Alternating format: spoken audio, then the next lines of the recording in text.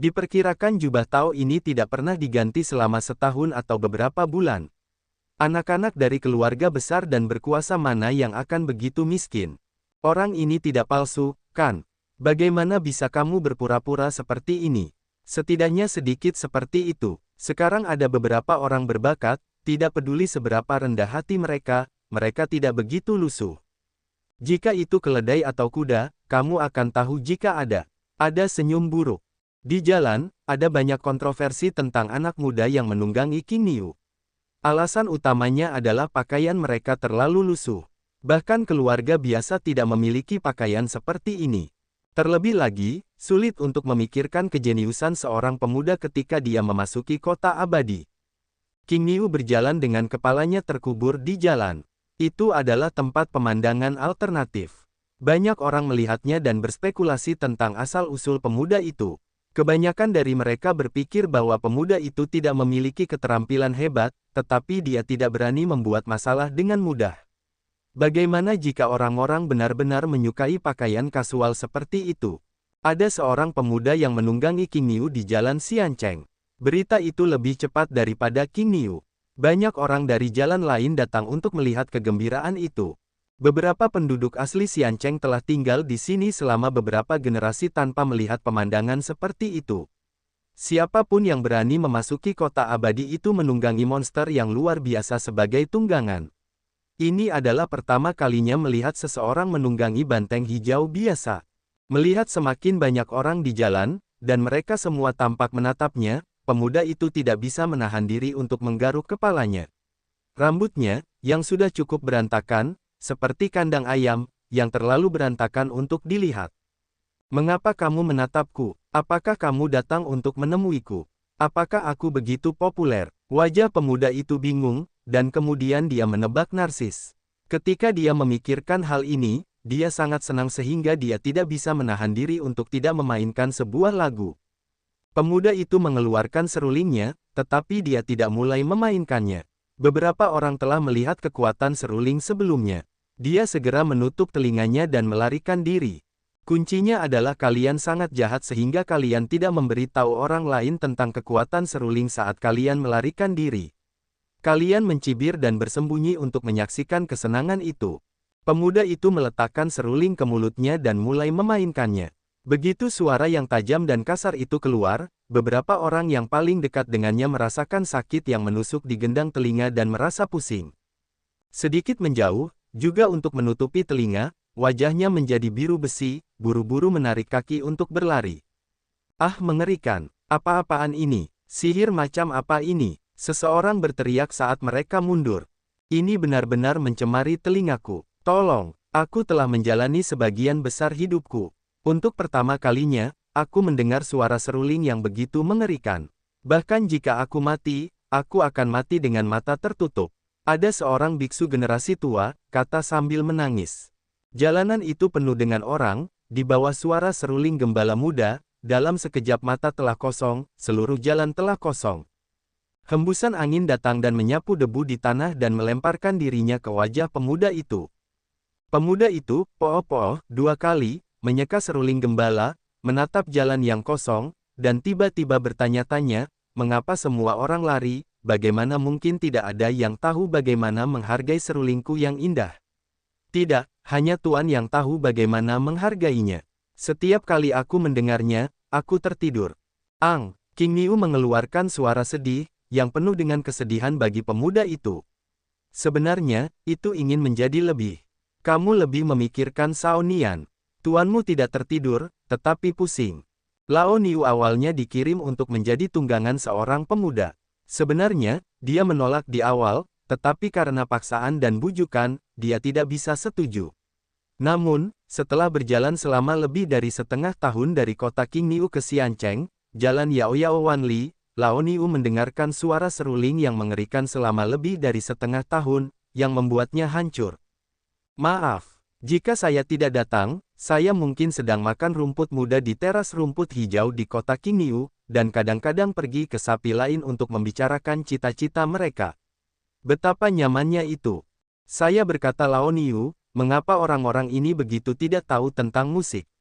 Pemuda itu menepuk punggung pemuda itu dengan serulingnya.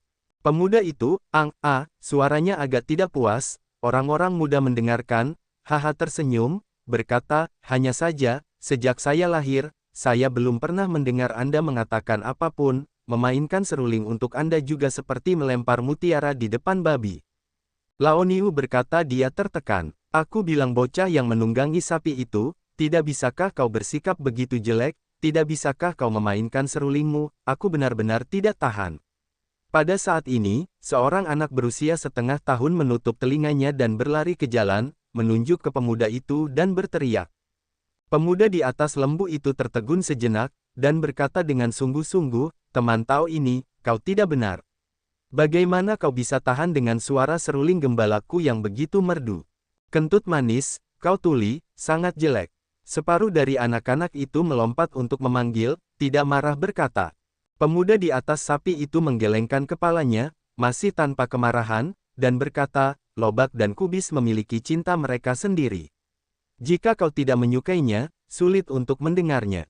Selalu ada teman, yang disebut kuda 1000 mil sering ada, tetapi boleh tidak selalu ada.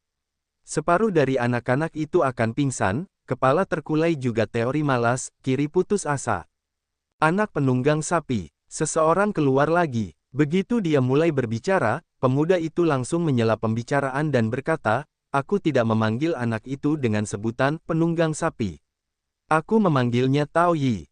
Pria itu adalah pria kekar dan gemuk.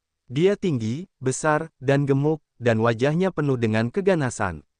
Begitu dia mendengar pemuda itu melaporkan hukum, dia berkata, Pendeta Tao, aku tahu kamu baik, kan? Tidakkah kamu ingin memainkan bagpipe, dan membiarkan orang hidup? Jalan itu menggelengkan kepalanya dan berkata, kamu tidak bisa berhenti. Aku ingin mendengarkan, tetapi ketika kamu meniup, kamu tidak bisa mendengarkan. Pria kekar itu, dengan wajah sedih, tidak berani melotot ke arah pemuda itu. Jika pemuda itu memainkan seruling lagi, dia akan benar-benar pingsan. Jalan itu mendesah, tanpa daya berkata, teman dekat di dunia ini boleh benar-benar terlalu sedikit, hanya saja, jangan meniupnya. Begitu Dao Yi menyingkirkan serulingnya, lelaki kekar itu juga menghela napas lega. Tiba-tiba, ada lebih banyak orang di jalan, dan ada banyak kekacauan di jalan yang bersih, kebanyakan dari mereka berbicara tentang Dao Satu. Dao Yi memang mendominasi, tetapi aku tidak tahu apakah keterampilan ini benar-benar hebat. Biksu tua itu membelai janggutnya, menggelengkan kepalanya, dan berkata dengan wajah yang dalam. Tidak perlu dikatakan bahwa dengan seruling seperti itu, tidak ada yang berani tinggal sejauh 10 mil. Seseorang bercanda. Anak ini adalah seorang Taois. Apakah dia bisa datang dari tanah suci Sanxing? Seseorang menebak. Bagaimana murid seperti itu bisa keluar dari tanah suci Sanxing? Terlalu lusuh untuk menghina reputasi tanah suci Sanxing. Ada banyak diskusi di jalan, dan Dao Yi berkuda sampai ke King Niu. Dia tidak membuka mulut untuk mengatakan apapun ketika dia mendengar komentar-komentar ini. Sepertinya dia tuli. King Niu berjalan dan berhenti. Begitu menoleh ke belakang, ia melihat seorang pemuda dengan pisau perak di punggungnya berdiri di tengah jalan. Pemuda dengan pisau perak itu tampak acuh tak acuh dan tampaknya menunggu King Niu memberi jalan. King Niu juga menunggu. Tampaknya mereka menunggu pemuda Yindao memberi jalan, jadi kedua belah pihak telah mencapai kebuntuan. Bau yang familiar. Dao Yi mengangguk sedikit dan berkata, aku bilang kau tidak punya apa-apa untuk membelah gunung. Aku hampir terbunuh. Jika aku tidak bereaksi lebih cepat, aku pasti sudah terbelah dua seperti gunung itu sekarang. Pemuda dengan pisau perak itu tentu saja adalah Nangong Yidao. Nangong Yidao mendongak ke arah pemuda lusuh dan tidak terawat yang sedang menunggangi sapi, dan berkata dengan tenang, kau seharusnya beruntung. Ada apa denganmu? Gerakan gunung itu telah kau ganggu, kau ingin membelahnya, bahkan jika kau membelah gunung, kuncinya adalah hampir membunuhku. Dao Yi tidak puas dengan sikap Nangong Yidao, setidaknya dia meminta maaf. Nangong Yidao masih acuh tak acuh, apa yang kamu inginkan? Aku tidak suka berdebat dengan orang lain, tapi ini salahmu. Apa menurutmu ini salahmu? Mudah sekali dikalahkan jika bersikap seperti ini. Dao Yi duduk bersila di atas banteng hijau dan berkata. Mata Nangong Yidao sedikit tenggelam, dan seluruh tubuhnya bergerak lebih cepat. Orang-orang yang melihat jalan juga terkejut. Berapa banyak sikat yang bisa dimiliki anak laki-laki yang menunggangi sapi ini? Beraninya kau menawar pisau pada Nangong. Bagaimana jika aku tidak mengakuinya? Nangong Yidao berkata dengan nada dalam. Tao Yi berkata dengan santai, kalau kau tidak minta maaf, aku tidak bisa memaksamu, kan? Tidak ada ketulusan dalam memaksamu untuk minta maaf. Kenapa kau tidak minta maaf? Baiklah, kalau kau menikmati serulingku, aku akan memaafkanmu. Dao Yi tidak menunggu Nangong Yidao berbicara, dan tidak peduli apakah Nangong Yidao bersedia atau tidak, dia mengeluarkan serulingnya. Orang-orang di tempat kejadian takut untuk melarikan diri. Jangan, banyak orang berteriak pada saat yang sama saat mereka berlari. Mereka kejam terhadap orang tua mereka. Mereka tidak memiliki dua kaki. Mereka tidak cukup cepat berlari. Detik demi detik, suara seruling gembala terdengar seperti tragedi manusia. Berapa banyak orang yang tega mati. Meskipun Nangong Yidao tidak memiliki respons yang begitu besar, dia juga mengerutkan kening, yang jelas merupakan suara seruling paling tidak menyenangkan yang pernah dia dengar. Cara meniupnya dengan senang hati, wajah mabuk, sama sekali tidak peduli apakah Nangong Yidao bersedia mendengarkan. Sua, tiba-tiba, Daoki tiba-tiba keluar dan menebas ke arah jalan. Pada saat kritis, hukum jalan muncul di seruling, yang berubah menjadi diagram 8 trigram untuk memblokir pisau. Dao Yi berhenti memainkan seruling dan menatap Nangong Yidao dan berkata, apa maksudmu? Kamu sangat tidak tulus meminta maaf. Mudah membuatku ingin memukulmu. Nangong Yidao tidak memperhatikannya. Pisau perak di belakangnya bergegas keluar dan memotongnya lagi. Nangong Yidao tidak bermaksud untuk berbelas kasih. Maksudnya adalah membelah orang yang meniup seruling yang buruk menjadi dua. Tao tidak mengubah wajahnya saat melihat ini. Dengan lambaian serulingnya yang lembut, sebuah dharma Tao keluar dari seruling sejenak, yang berubah menjadi cakram besar dan membangkitkan resonansi surga. Gerakan acak seperti itu memiliki kekuatan tak terbatas. Pisau Nangong Yidao membelah cakram, tetapi tidak patah. Jalan di cakram mengalir, dan tiba-tiba cahaya yang menyilaukan keluar. Meskipun cahayanya menyilaukan, itu sangat sederhana dan tidak indah. Cakram besar itu berguling di langit, seolah-olah untuk menekan Nangong dengan pisau. Nangong mendengus dengan pisau. Pisau perak ada di tangannya. Ketika dia mengayunkannya, dia akan memotongnya. Sebilah ki datang dari segala arah. Itu sama ganasnya dengan menuruni bukit Menghu. Itu sangat mengerikan. Ledakan. Daoki terpotong pada cakram, dan keduanya bertabrakan. Cahaya bersinar di mana-mana. Cakram itu hancur, dan Daoki menghilang. Gelombang besar menerjang, dan jubah Tao Dao Yi yang compang camping pun hancur. Nangong mengayunkan pisaunya sekali, dan gelombang itu pun menghilang. Meskipun mereka berdua tidak melakukan apa-apa, bangunan di kedua sisi jalan hancur, dan pemilik bangunan itu kembali merasakan sakit hati. Ye Chen menghancurkan lebih dari setengahnya dalam pertempuran pertama dengan Gong Sun Mingwu. Sekarang, apakah Anda ingin menghancurkan lebih dari setengahnya? Namun, perhatian kebanyakan orang terfokus pada pertempuran itu. Seperti yang Anda lihat tadi, Nangong Yidao baru saja mengenai sasaran. Benar-benar menakutkan, orang biasa tidak dapat menangkapnya, apalagi menjinakkannya seperti Dao Yi. Apakah orang ini benar-benar tokoh? Saat ini, banyak orang sangat terkesan dengan Dao Yi. Jika Anda mengatakan bahwa Yi bukan tokoh, tidak ada yang akan mempercayainya. Mengapa tidak ada satupun dari para jenius ini yang normal? Beberapa orang bertanya-tanya. Jika mereka normal, mereka adalah orang normal. Bagaimana mereka bisa disebut jenius? Seseorang berkata. Kalimat ini membuat banyak orang mengangguk dan memuji.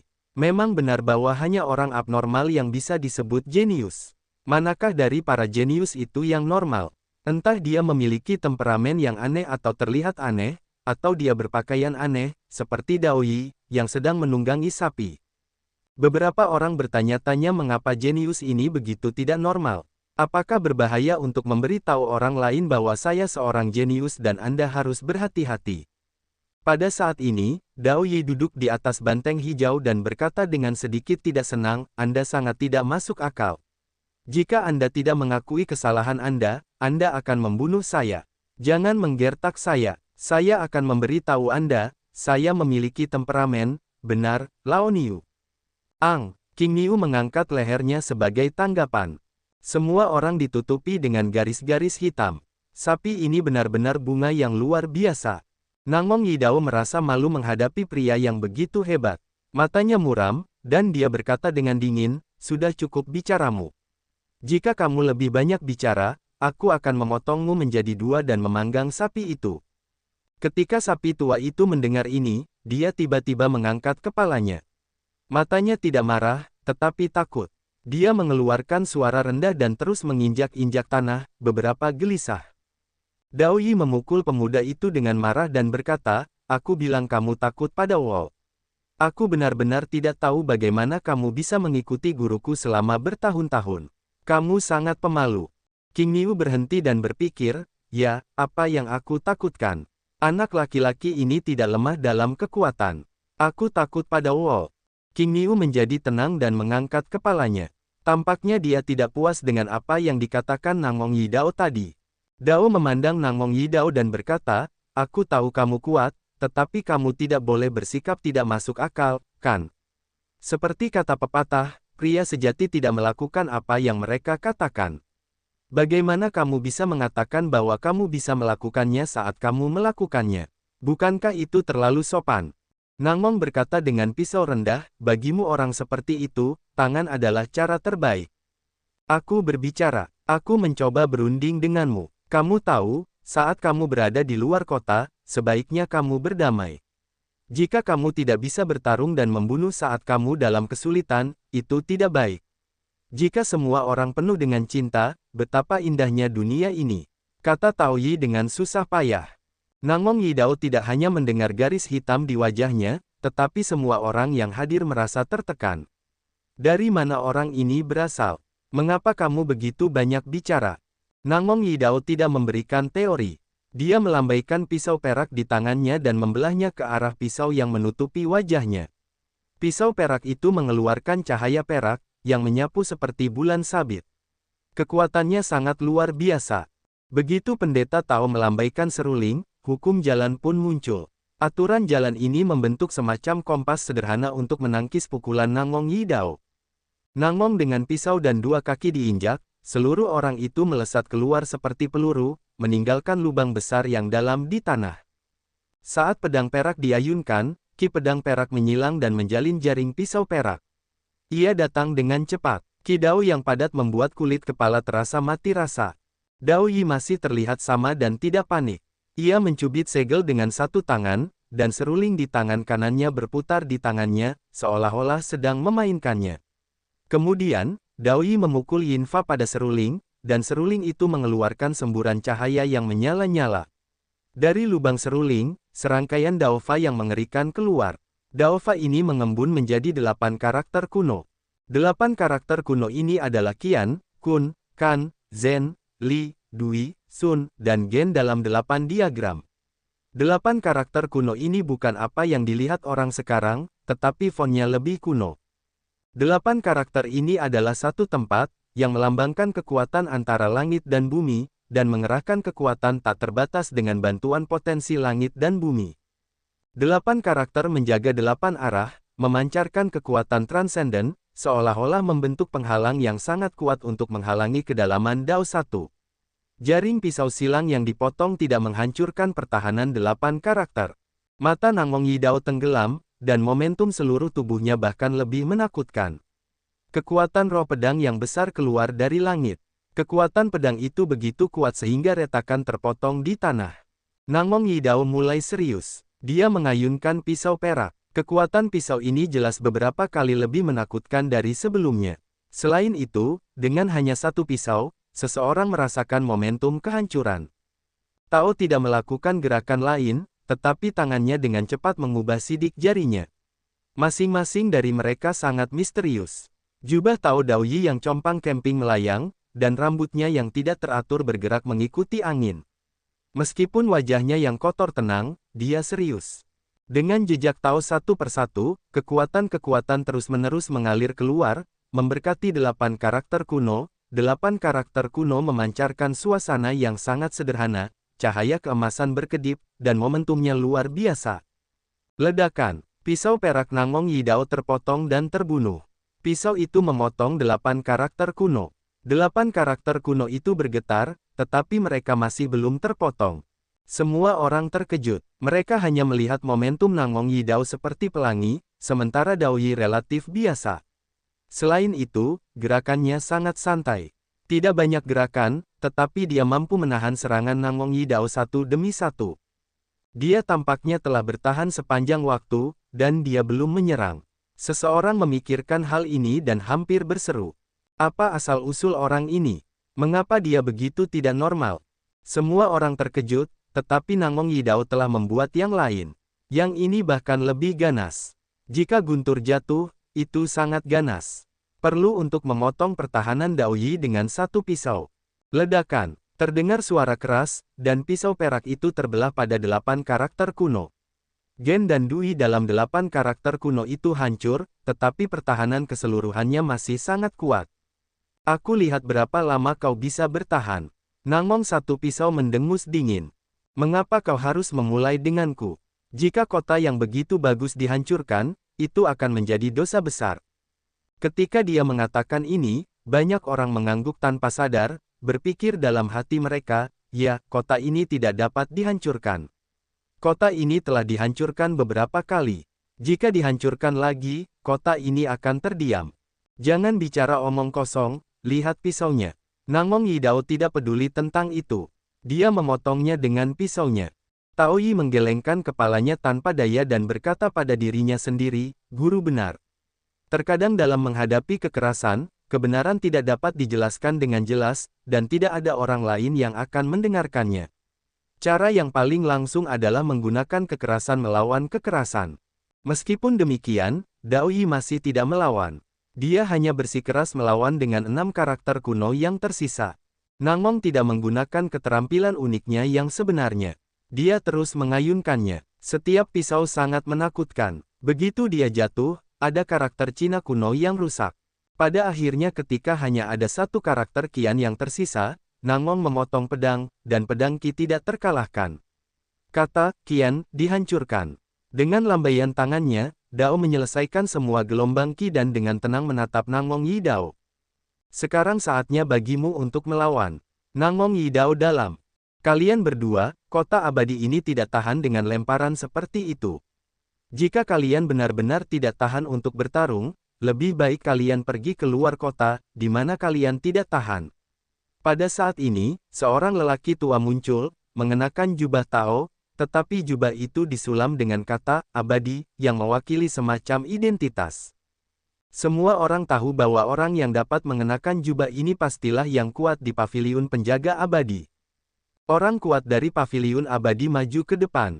Nangong melihatnya. Pedang perak itu masuk ke sarungnya dan menatap ke arah jalan, jika kalian memiliki keberanian, bertarunglah denganku di luar kota. Dao Yi menggelengkan kepalanya dan berkata, aku tidak tertarik. Nangong mencibir dengan pisau, kamu tidak berani. Aku tidak berani, aku tidak mau. Bertarung bukanlah satu-satunya cara untuk menyelesaikan masalah. Begitu Dao Yi berkata, dia mengetuk punggung King Niu dengan seruling gembala, dan kemudian dia terus berjalan maju. Anak kecil, tunggu sebentar, tuan tua paviliun. Pada saat ini, lelaki tua yang menyulam kata, abadi, itu berkata, apakah kau memanggilku? Tao Yi menunjuk dirinya sendiri, dan berkata dengan sedikit tidak yakin. Orang tua itu tertawa dan berkata, iya. Siapakah kepala paviliun tua itu? Tanya Tao Yi, mengapa mengundangku? Apakah kita saling kenal? Orang tua itu berkata sambil tersenyum, kau tidak mengenal kepala paviliun tua itu, tetapi kepala paviliun tua itu mengenal gurumu. Dao Yi tertegun sejenak, dan kemudian sadar kembali. Dia berkata, masih ada orang di sini yang mengenal guruku. Tampaknya guru itu tidak salah. Dia memainkan peran penting di dunia ini. Dao Yi mengikuti orang tua itu ke paviliun Guanxian. Setelah memasuki paviliun, Dao Yi dikejutkan oleh gaya paviliun Guanxian. Itu benar-benar luar biasa. Itu jauh lebih kuat daripada Dao Guan yang rusak di kota King Niu. Dao Yi menunggangi King Niu ke paviliun Guanxian. Dia tidak bermaksud untuk melompat dari King Niu, jadi dia menunggangi punggung lembu dan berjalan ke aula resepsi paviliun Guanxian. Pemilik paviliun tua itu sedang menunggu Tao Yi di aula resepsi. Melihat Dao Yi menunggangi banteng hijau, dia berdiri dan tertawa dan berkata, ini benar-benar hal yang menakutkan untuk masa depan. Yang lebih tua adalah Master Lama Paviliun Guanxian. Dao Yi memberikan hadiah kepada King Yu, tetapi dia tidak bermaksud untuk melompat dari banteng hijau. Ketika King Yu melihat pemilik paviliun tua, dia mengangkat kepalanya dan memanggil. Pemilik paviliun tua menertawakan King Yu dan berkata, Saudara King Yu, aku sudah lama tidak melihatmu. Mendengar ini, dia menatap sapi hijau dengan heran, memukul punggung sapi itu dengan seruling gembala, dan berkata, aku berkata, Lao Niu, apakah kamu pernah bertemu dengan Master Paviliun tua? Kapan ini terjadi? Master Paviliun tua berkata sambil tersenyum, ini adalah 1000 tahun yang lalu, ketika tidak ada kamu. 1000 tahun yang lalu, jalan itu satu persatu tercengang, waktu 1000 tahun baginya, yang baru hidup lebih dari 20 tahun, hanyalah jarak yang tak tertandingi. Ketika aku bepergian keliling dunia, aku tidak sengaja pergi ke kota King Yu. Ketika aku datang ke kuil King Yun, aku bertemu dengan gurumu. Kepala kabinet tua itu tidak mengatakan apapun secara terperinci, tetapi mengatakannya dengan kasar. Dao Yi tiba-tiba menyadari dan mengangguk, ada apa dengan kepala paviliun tua memanggilku untuk datang? Tidak ada yang salah dengan itu. Ketika aku melihat murid teman lamaku datang, aku akan menghiburnya. Kalau tidak, guru kuil King Yun tidak dapat mengatakan bahwa dia terlalu pelit. Kepala paviliun tua itu membelai janggut putihnya dan berkata sambil tersenyum. Salah satu matanya berbinar, berkata, keluar untuk waktu yang lama, juga menjadi tuan paviliun tua yang paling antusias. Kepala paviliun tua itu tertawa dan mengatur seseorang untuk bersiap. Di kota abadi, banyak orang dikejutkan oleh Dao Yi dan Nangong Yi Dao. Untuk sementara waktu, mereka mengenakan pakaian yang riuh. Fei Tianhu, Yun Fan, Suan Yuan, dan orang-orang lainnya suka bersikap bersemangat. Konon, sosok yang begitu hebat telah muncul kembali. Tentu saja, perlu dipahami. Sangat mudah untuk menahan serangan Nangong Yi Dao dengan beberapa pisau. Kekuatan ini tidak dapat diremehkan. Selain itu, dia tidak melawan, juga tidak meninggalkan King Liu Bei. Dari mana orang ini berasal? Yun Fan mendengar beberapa rumor, berkata dengan sangat terkejut. Fei Tianhu menyentuh dagunya dan berkata, yang lebih penting, dia memiliki pemahaman yang mendalam tentang Taoisme. Saya khawatir dia juga seorang jenius yang mengerikan dalam Taoisme. Konon, metode Tao orang itu sangat mengerikan. Jika Anda mengambil tindakan apapun, hukum jalan akan melonjak. Jika Anda mengatakan apa yang Anda katakan, Anda pasti dapat dibandingkan dengan Ye Chen. Zhao Tianjian merenung. Sepertinya semua orang sudah mulai muncul. Berapa banyak bakat yang belum muncul di dunia ini? Yun Fan menghela nafas, dia pikir dia sangat baik sebelumnya, sekarang pikirkanlah, itu adalah ledakan yang lemah. Pondok jerami di gunung belakang tanah suci Sanxing. Meskipun Ye Chen berlatih di pondok beratap jerami, apa yang terjadi di dunia luar akan disampaikan oleh Long Qing dan Long Tong dalam waktu yang sangat singkat. Dia tahu lebih banyak tentang hal itu. Kali ini, dia mendengar bahwa seorang Taois muda sedang menunggangi banteng hijau. Dia memiliki pemahaman yang mendalam tentang Taoisme, dan dia juga terkejut. Ada seseorang di luar sana, dan ada surga di luar sana. Ketika aku telah berlatih ketiga jilid pertama kitab suci Tao lagi, aku pasti akan bertemu dengan seluruh pendeta Tao muda yang menunggangi banteng hijau. Ye Chen berkata pada dirinya sendiri. Saat ini, dia tidak bisa melakukannya tanpanya. Butuh waktu yang lama baginya untuk berlatih jilid pertama Dao Jing lagi. Meskipun waktu pencerahannya lambat, tetapi panennya tidak sedikit. Dia mengubah perspektifnya dan memiliki wawasan baru. Dia merasa bahwa jalan surga tidak dapat diprediksi, yang jauh lebih sederhana daripada yang diperkirakan sebelumnya. Setelah panen, Ye Chen merasa perlu untuk berlatih kembali Tao Jing. Dia juga harus mengakui bahwa dia memiliki bimbingan guru yang baik, yang beberapa kali lebih baik daripada latihannya sendiri. Ye Chen sudah mulai berlatih kitab suci Tao jilid kedua. Menurut idenya, saat kitab suci Tao jilid ketiga tercapai, alamnya bisa mencapai sekitar 6 tingkat. Selain itu, dari sudut pandang lain, satu tarikan napas ketiga kejernihan juga terus meningkat, mungkin bisa berlatih hingga mencapai kesempurnaan yang luar biasa. Jika energi seseorang diubah menjadi Sanxing, sungguh bertentangan dengan surga jika Anda mencapai keadaan kesempurnaan yang luar biasa. Ye Chen semakin merasakan pentingnya jalan tersebut, dan semakin dalam pemahamannya tentang jalan tersebut, maka sihir apapun dapat digunakan dengan bebas, diubah sesuka hati, dan mencapai tingkat kesempurnaan. Selain itu, kata Dou dalam mantra 9 karakter Tao juga akan mengalami peningkatan yang besar. Selain itu, prinsip keabadian akan diterapkan secara lebih menyeluruh. Secara keseluruhan, begitu jalan tersebut dikultivasikan lebih dalam, kekuatannya akan menjadi lompatan kualitatif. Oleh karena itu, Ye Chen tidak menanyakan fakta sekarang, tetapi hanya berkonsentrasi pada kultivasi jalan tersebut, yang akan melangkah lebih jauh dan lebih luas di masa mendatang. Mengasah pisau tidak akan membuat penebang kayu salah. Kemunculan Dao Yi, menunggangi Qing Niu, telah membuat banyak orang senang membicarakannya dalam waktu singkat. Yang paling mengesankan orang adalah suara seruling gembala. Saya benar-benar ingin melupakannya. Dao Yi sekarang tinggal di paviliun Guanxian, di mana ia disuguhi makanan dan minuman yang enak setiap hari, dan sapi hijau lebih santai.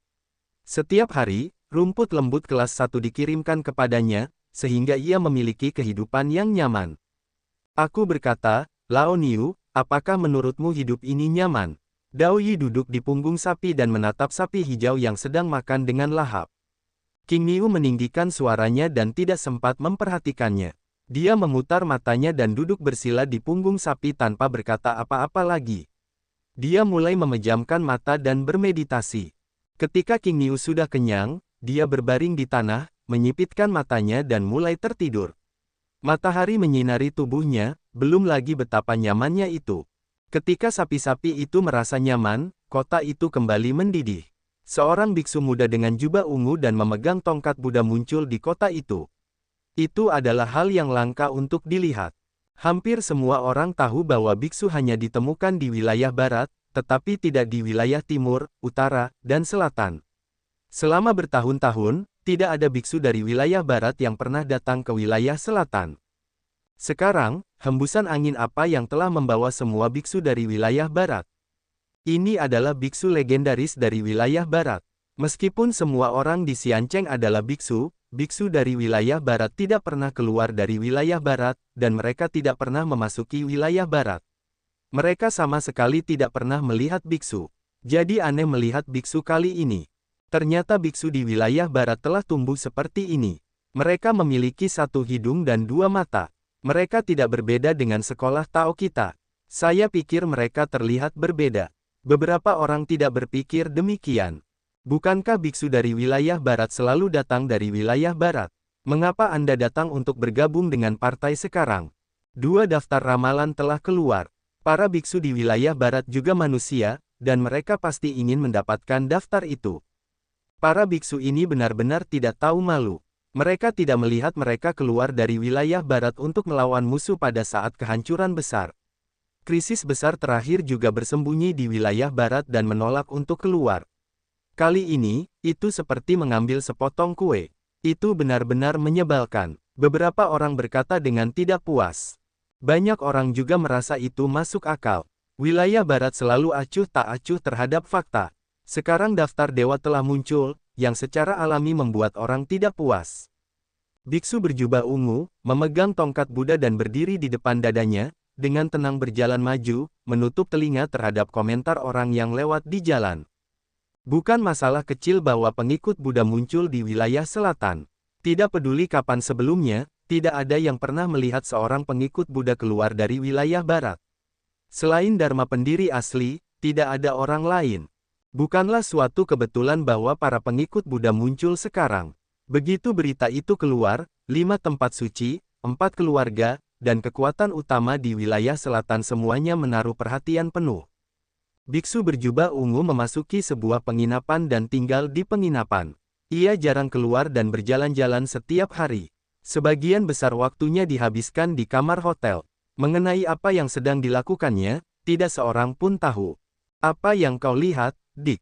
Di sebuah penginapan di Xiancheng, orang kedua menatap penginapan biksu berjubah ungu dengan mata 1000 li, berharap untuk melihat apa yang sedang dilakukan biksu berjubah ungu. Biksu berjubah ungu itu duduk bersila di udara ruangan. Tampaknya ia merasakan seseorang mengintipnya. Ia melafalkan sebuah nama Buddha. Dengan lambaian jubah, gelombang Dharma Buddha melonjak ke arah saudara kedua. Orang kedua terkejut dan segera menutup matanya. Ia berkeringat deras di dahinya. Dia berkata, biksu itu sangat galak, dia tahu aku sedang mengintipnya. Kalau bukan karena belas kasihannya, mataku tidak akan berguna sekarang.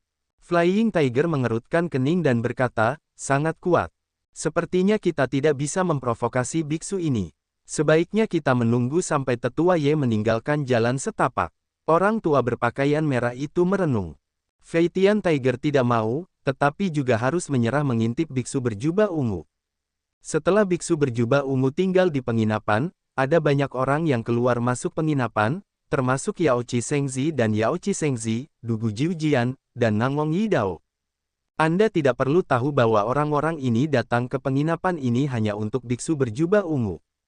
Kemunculan biksu berjubah ungu segera memengaruhi hati banyak orang, penampilannya tidak mencerminkan sikap pribadinya, tetapi sikap seluruh wilayah barat. Tanah suci di wilayah barat ini tidak pernah keluar dari tempat kedua kecuali seorang murid Buddha Dharma di masa kehancuran besar. Bahkan di tahun-tahun yang penuh gejolak, tetap saja sama. Sekarang, agama Buddha di wilayah barat keluar dari seorang murid. Ini bukan niat pribadi, tetapi sikap seluruh wilayah barat. Munculnya seorang murid menunjukkan bahwa agama Buddha akan mulai keluar dari wilayah barat, dan juga menunjukkan bahwa ini benar-benar dunia yang besar yang akan datang. Jika tidak, bagaimana kita dapat mengganggu agama Buddha di wilayah barat? Pondok jerami di Tanah Suci Dinasti Sanxing. Ada seorang murid Buddha di Xiancheng. Ye Chen membuka matanya di gubuk, dan berkata dengan heran. Ya, dan itu sangat kuat. Itu tidak terlihat seperti seorang biksu, kata Long Qing di luar gubuk. Ye Chen telah ke wilayah barat 2 kali. Dia tidak begitu mengenal wilayah barat, tetapi juga memiliki beberapa pengetahuan. Agama Buddha di wilayah barat terutama adalah kuil Daliyin, dan Sumisan juga menempati posisi yang hebat. Apakah murid Buddha ini murid kuil Daliyin atau murid Sumisan? Apakah ada informasi lain tentang biksu itu? Tanya Ye Chen. Saat ini, biksu itu ada di penginapan, jarang keluar dan berjalan-jalan. Banyak orang yang datang ke penginapan 2 hari ini. Dibandingkan dengan yang belum lama ini, pasti ada berita baru. Ye Chen mengangguk sedikit dan berkata, jika ada berita baru, Anda bisa memberitahu saya lagi. Ya, Guru. Long Qing pergi dengan hormat. Apakah agama Buddha akhirnya keluar dari wilayah barat? Setelah Long Qing pergi, Ye Chen bernyanyi. Agama Buddha di wilayah barat tidak pernah menanyakan kebenaran, dan tidak ada murid yang pernah keluar. Namun sekarang ada seorang murid Buddha. Ini pasti bisa menjelaskan banyak masalah. Penginapan Xiancheng. Biksu Zikasok sedang makan makanan cepat saji di penginapan. Seorang pemuda berpakaian putih berjalan perlahan, dan berdiri di depan biksu itu dengan senyum hangat. Dia menyatukan tangannya dan berkata, salam putra suci Xiaoxian di bawah tanah suci. Apakah Anda tahu apakah Anda bisa duduk? Silakan duduk, dermawan. Biksu berjubah ungu itu berdiri di depan dadanya dengan satu tangan, dan kata-katanya tenang dan tidak menolak. Putranya yang gemetar duduk di hadapan biksu berjubah ungu, lalu tersenyum dan berkata, berani bertanya nama biksu itu. Maafkan saya, kata biksu berjubah ungu. Putra yang gemetar mendengar jumlah metode ini, dan dia terkejut. Meskipun dia belum pernah ke wilayah barat, dia telah mendengar beberapa hal tentang wilayah barat. Dikatakan bahwa ada 10 murid di bawah tahta Buddha di wilayah barat, yang masing-masing luar biasa dan merupakan tubuh reinkarnasi Buddha. Anan adalah murid ke-10 di bawah Buddha, yang benar-benar dikagumi sejak lama. Petik 2. Biksu Zikasok mendengar bahwa putra yang gemetar cahaya itu mengetahui sesuatu tentang wilayah barat. Meskipun dia terkejut, dia tidak menunjukkannya. Dia hanya menatap putra yang gemetar cahaya itu, dan berkata dengan rendah hati dengan tangannya, Anan hanyalah seorang penganut agama Buddha yang taat, dan itu bukanlah transformasi Buddha. Sambil mengguncang cahaya itu, sang putra tersenyum dan berkata, Guru Anan berkata sambil tertawa, saya tidak tahu apakah Guru Anan datang ke selatan untuk menyebarkan agama Buddha atau bepergian. Putra yang gemetar cahaya itu tidak berputar-putar, kata-katanya diucapkan dengan sangat jelas. Anan berkata, itu adalah perjalanan dan khotbah Buddha. Guru Anan menyebarkan obat baru agama Buddha di selatan. Sambil mengguncang cahaya putra suci, dia sedikit menyipitkan matanya dan berkata, Guru Ananda, tidakkah kamu tahu bahwa di selatan adalah dunia Daomen? Sama seperti wilayah barat adalah dunia agama Buddha, Taoisme berakar dalam di hati orang-orang, dan mudah untuk melepaskan agama Buddha yang baru. Petik 2. Anan berkata dengan tangannya, Amitabha, segala sesuatu di dunia ini tidaklah mutlak, dan tidak seorang pun dapat mengatakan sesuatu yang belum terjadi. Seperti yang dikatakan oleh Sang Dermawan, mudah untuk berbicara, yaitu, masih ada kemungkinan, jangan lakukan dan lakukan saja. Agama Buddha telah menduduki wilayah barat selama bertahun-tahun yang tak terhitung jumlahnya, dan telah mengubah wilayah barat menjadi tanah suci agama Buddha. Apakah Anda ingin mengubah seluruh dunia menjadi tanah suci agama Buddha? Tidak ada implikasi dalam kata-kata putra yang gemetar itu. Anan berkata, agama Buddha hanya berusaha untuk menghidupi semua makhluk hidup. Selama bertahun-tahun, wilayah barat telah damai dan tenteram. 3 wilayah dunia lainnya telah mengalami banyak pertikaian. Kehidupan dan kehidupan dunia terjadi. Buddha berbelas kasih dan bersedia menyebarkan Dharma ke seluruh dunia demi tidak mengganggu semua makhluk hidup di dunia. Biarkan dunia menjadi tanah suci agama Buddha. Sungguh semangat yang besar untuk menyebarkan agama Buddha di wilayah barat. Senyum di wajah anak yang gemetar itu menghilang dan menjadi tanpa ekspresi apapun. Anan tampaknya tidak melihat perubahan wajah anak yang gemetar itu, tetapi tetap berkata, agama Buddha hanya hidup dalam semua makhluk, bukan demi ketenaran dan keuntungan. Apakah menurutmu banyak orang di selatan akan setuju menjadi penganut sekte Buddha Barat? Katanya sambil tersenyum lebar. Titik. Itu manusiawi, kata Anan. Sang putra matahari tiba-tiba tertawa, lalu berdiri dan berkata, karena Guru Anan begitu percaya diri, saya doakan Guru Anan Ma Zigong sukses. Setelah mengguncang sang putra matahari, dia meninggalkan penginapan. Anan membaca sebuah nama Buddha dan melanjutkan makan hidangan vegetarian tanpa daging dan darah. Tak lama setelah mengguncang sang putra matahari meninggalkan penginapan, ada berita bahwa rumor bahwa agama Buddha akan menguasai seluruh dunia menyebar di kota abadi, dan seluruh kota abadi mendidih, menyebabkan gelombang angin. Terlalu banyak nafsu makan di wilayah barat. Apakah agama Buddha tidak cukup untuk menguasai seluruh wilayah barat? Apakah Anda ingin mengubah kami menjadi penganut agama Buddha dan mengubah dunia ini menjadi dunia Buddha sepenuhnya? Sungguh penuh kebencian. Omong kosong macam apa yang dapat membantu semua makhluk hidup? Saya tidak menyangka agama Buddha begitu ambisius. Perang melawan agama Buddha dan tangkap biksu itu. Banyak orang di kota abadi berkumpul di gerbang penginapan Ananda. Biksu Buddha, kalian keluar dari sini. Kalian umat Buddha telah menipu banyak orang. Jika kalian tidak keluar untuk menyelamatkan dunia manusia pada saat krisis, sungguh menjijikkan ingin menguasai seluruh dunia. Hari ini kalian harus keluar dari kota abadi. Kami tidak akan pernah percaya pada ajaran Buddha yang omong kosong. Ada banyak sumpah serapah di pintu penginapan, dan ada banyak kebisingan. Di sekitar penginapan, ada banyak orang yang menonton kegembiraan, termasuk Fei Tianhu dan yang lainnya. Di mana ada kegembiraan, di situ ada mereka. Apakah Sang Buddha terlalu gemuk? Sangat ambisius. Hati Yunfan juga tidak puas. Mereka semua adalah penganut Tao. Meskipun mereka merasa bahwa ajaran Buddha itu misterius dan kuat, mereka akan percaya pada ajaran Buddha. Mungkin ada niat buruk beberapa orang untuk mengatakan bahwa mereka ingin menguasai seluruh dunia. Kata Flying Tiger sambil berpikir. Maksudmu orang yang menyebarkan berita itu punya niat buruk? Kata Mentian. Harimau Fei Tian mengangguk dan berkata, ya, konon, Yao Guang Shengzi pernah bertemu dengan biksu berjubah ungu sebelumnya. Mungkin berita ini disebarkan oleh bocah itu. Bocah itu awalnya bukan burung yang baik, karena takut dunia tidak akan kacau. Apa yang ingin kau lakukan dengan putra dewa? Bagaimana mungkin aku merasa bocah itu mendung, seolah-olah dia menahan kekuatannya dan ingin melakukan sesuatu. Yunfan memiliki perasaan yang tak terlukiskan. Harimau Fei Tian segera setuju dan berkata, jangan katakan itu. Kurasa begitu, bocah itu harus waspada terhadapnya. Kalau tidak, suatu hari, kau akan memiliki pedang, dan kau tidak akan banyak menderita. Tepat saat Fei Tianhu dan Yun Fan sedang berbicara, Ananda, si jubah ungu di penginapan, keluar dengan tangan terlipat. Menghadapi kemarahan dan ketidakpuasan orang-orang ini, dia melafalkan sebuah nama Buddha dan berkata, "Tolong tenanglah, dermawan. Saya datang ke sini hanya untuk menyebarkan Dharma, bukan untuk menyatukan dunia. Jika Anda ingin menyebarkan Dharma, itu akan berakhir di wilayah barat. Apa yang Anda khotbahkan di wilayah selatan? Apakah Anda ingin membuat wilayah selatan menjadi seperti wilayah barat, di mana semua orang percaya pada agama Buddha?" Beberapa orang berkata dengan tidak puas. "Buddha saya penuh belas kasih. Wilayah timur, wilayah utara, dan wilayah selatan adalah tempat-tempat yang perlu dilintasi Buddha kita. Umat Buddha memperhatikan takdir. Jika ada takdir, itu secara alami akan diubah oleh Buddha. Jika tidak, bahkan jika Anda ingin masuk agama Buddha, Anda tidak dapat melakukannya."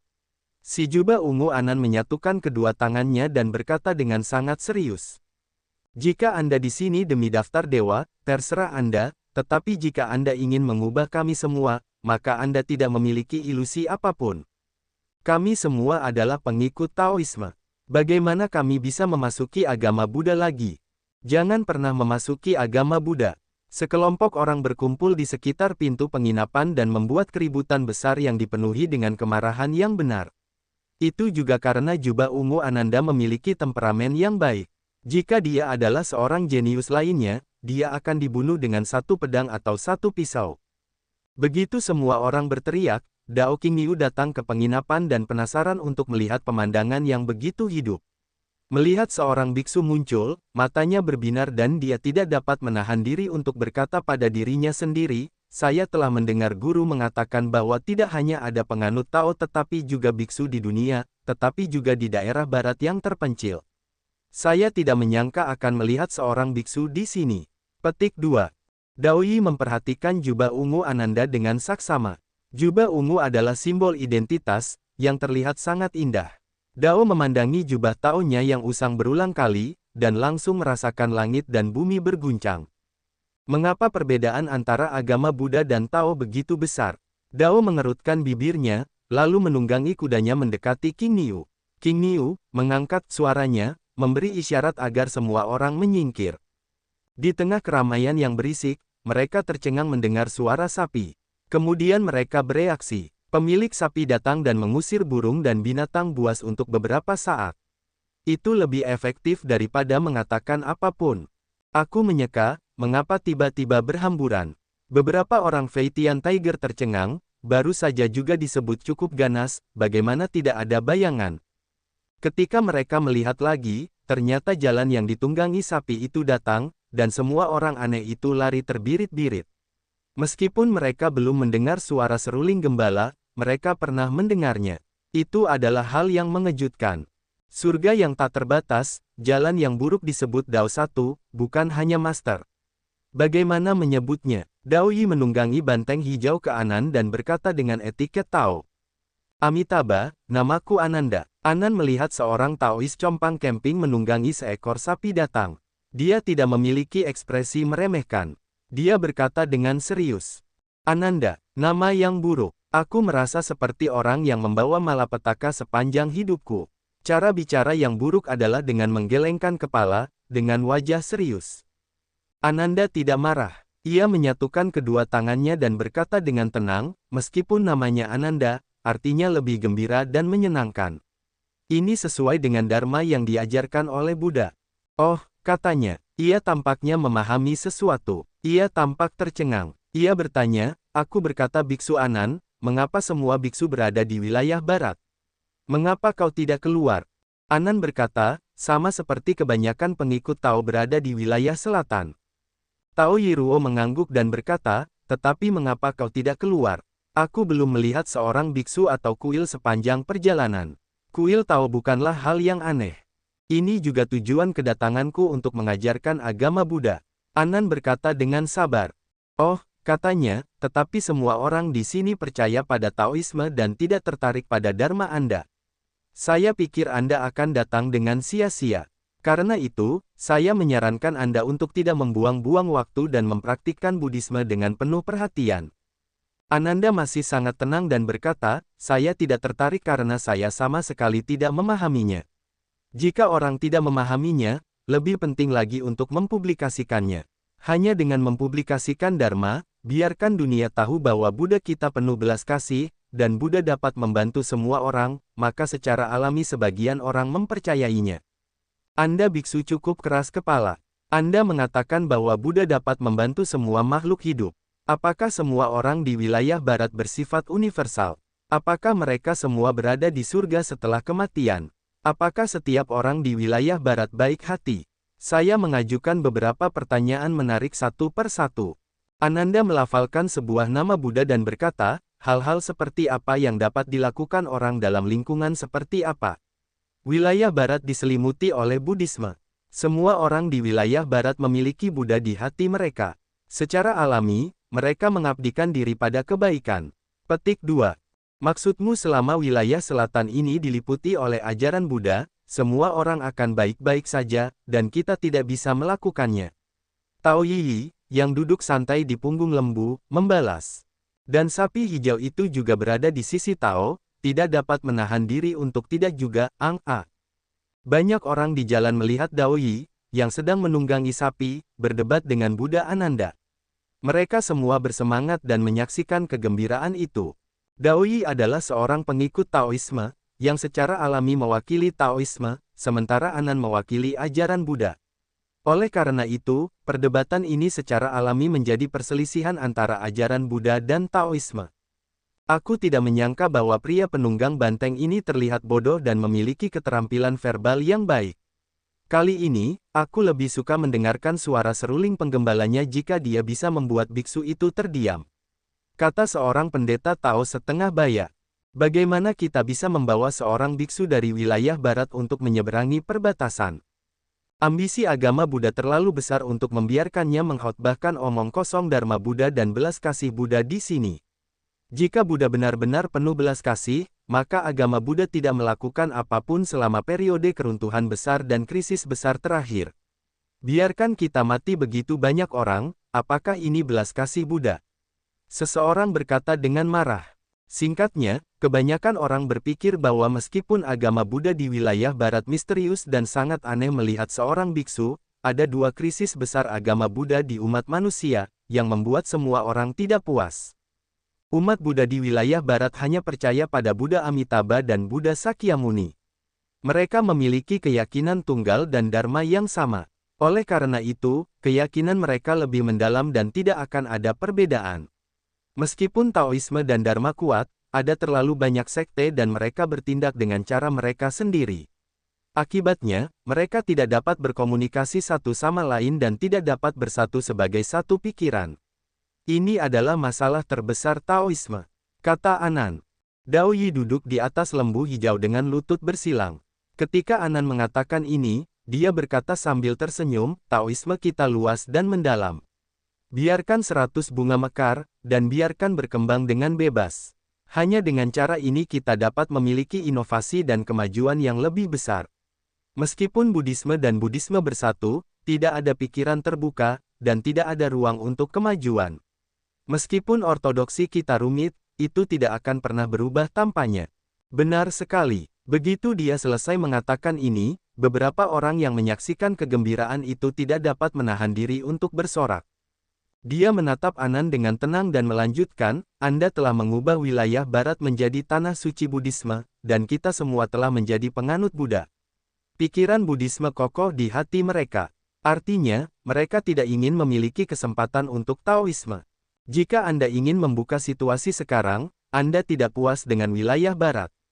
Anda hanya menginginkan wilayah selatan, atau wilayah utara dan wilayah timur, dan perlahan-lahan mengubah dunia manusia menjadi tanah suci agama Buddha seperti wilayah barat. Sejujurnya, itu sangat sulit. Ini bukan omong kosong saya. Jika umat Buddha dapat membuka pikiran mereka dan membiarkan Taoisme menyebar, maka Taoisme tidak akan menggusur agama Buddha. Dao Yi berkata dengan ekspresi berwibawa, dan ini hanya salah satu alasannya. Ada alasan lain mengapa dunia manusia mengalami dua krisis besar. Yang pertama adalah periode kekacauan 6 kerajaan sebelum beberapa era kekacauan, yang disebut periode kehancuran besar, dan yang kedua adalah krisis besar lebih dari 10 tahun yang lalu. Dalam dua krisis ini, ada banyak sekali kematian dan cedera manusia. Di antara umat Buddha, hanya satu murid Buddha misterius yang muncul.